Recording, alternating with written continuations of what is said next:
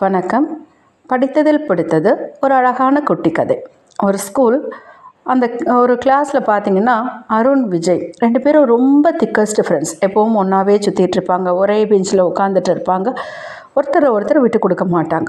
இப்படி போயிட்டே இருக்கும்பொழுது விஜய் ஒரு நாள் என்னாச்சு அப்படின்னா ஸ்கூலுக்கு வரல.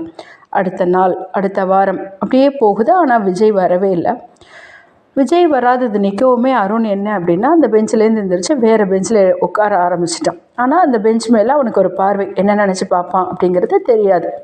அப்படியே வருடங்கள் போகுது. அவன் ஒவ்வொரு வகுப்புக்கும் அவன் அப்படியே ப்ரமோஷன் ஆகி போயிட்டே இருக்கும் பொழுதும் டெய்லியுமே அந்த கிளாஸ்க்கு வந்து அந்த பெஞ்சை ஒரு தடவை பார்த்துட்டு அந்த இடத்துலேருந்து நகர்ந்துருவான்.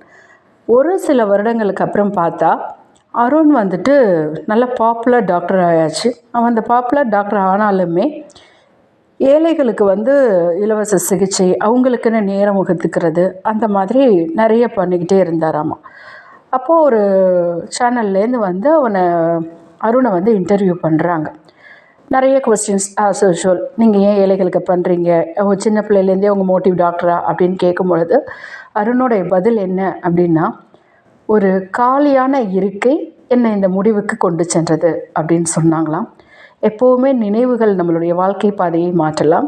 படித்தது. நன்றி.